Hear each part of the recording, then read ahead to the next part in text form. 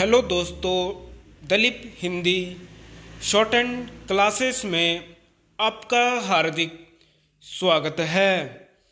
दोस्तों, आज की डिक्टेशन दैनिक जागरण की संपादकीय डिक्टेशन है। डिक्टेशन की गति 80 शब्द प्रति मिनट होगी। डिक्टेशन स्टार्ट करते हैं 5 सेकंड बाद।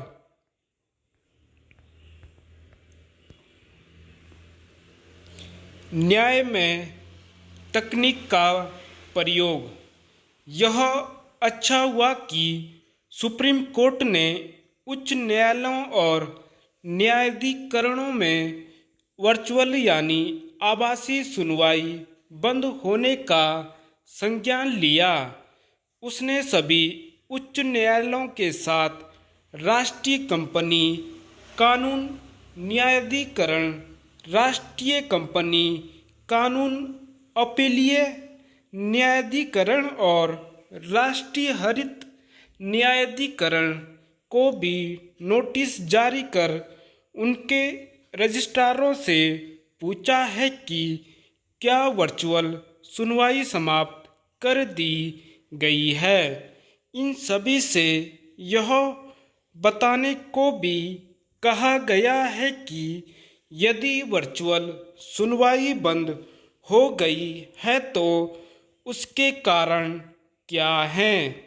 आखिर जब कोविड काल में वर्चुअल सुनवाई की उपयोगिता सिद्ध हो चुकी है, तब फिर इस सिलसिले को समाप्त करने का कोई औचित्य नहीं। यह ठीक है कि फिलहाल कोविड महामारी का कहीं कोई खतरा नहीं और लगभग सभी तरह के प्रतिबंध समाप्त हो चुके हैं, लेकिन उच्च न्यायालयों और विभिन्न न्यायाधिकरणों में वर्चुअल सुनवाई इसलिए जारी रहनी चाहिए क्योंकि उससे लोगों के समय एवं संसाधन की बचत हो रही थी। तकनीक के उपयोग ने लोगों को यह विकल्प उपलब्ध कराया था कि वे चाहें तो न्यायालय के समक्ष स्वयं उपस्थित हों या फिर वर्चुअल रूप में अपने को प्रस्तुत करें। न्यायालयों में तकनीक का प्रयोग वादी प्रतिवादी के साथ वकीलों के लिए भी सुगम था। वे कहीं पर रहते हुए न्यायालयों में आभासी रूप से उपस्थित हो सकते थे। इसी कारण सुप्रीम कोर्ट ने न्यायालयों में हाइब्रिड तरीके से सुनवाई की आवश्यकता जताई थी। यह तरीका न केवल जारी रहना चाहिए बल्कि उसे बढ़ावा भी दिया जाना चाहिए ताकि निचली अदालतों में मुकदमे लड़ने वालों को भी उसका लाभ मिले। आवश्यक केवल यह नहीं है कि न्यायालय तकनीक का अधिकाधिक उपयोग करें, बल्कि यह भी है कि वे उन आवश्यक संसाधनों से लैस हों जिनसे मामलों का निस्तारण यथाशीघ्र हो सके। गत दिवस ही सुप्रीम कोर्ट की ओर से यह जानकारी दी गई कि उसकी वेबसाइट से मुकदमों की ऑनलाइन जानकारी प्राप्त की जा सकती है। इस वेबसाइट में इसका भी विवरण उपलब्ध होगा कि सुप्रीम कोर्ट में कितने मामले लंबित हैं और कितनों का निस्तारण हो चुका है। निसंदेह इस व्यवस्था से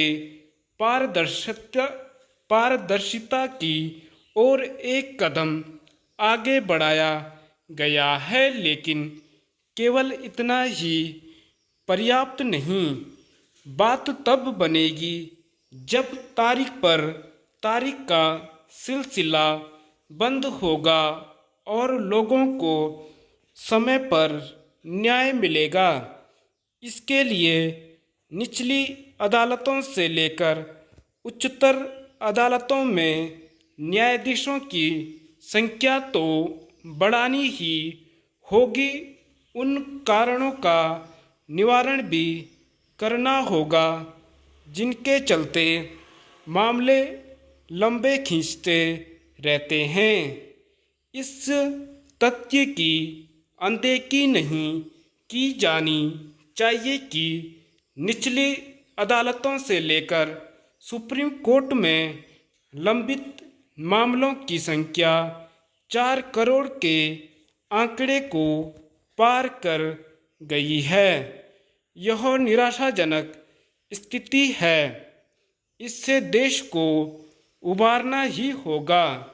इसके लिए न्यायिक तंत्र में तकनीक का उपयोग करने के साथ अदालतों के काम करने के ढर्रे को भी बदलना होगा। धन्यवाद।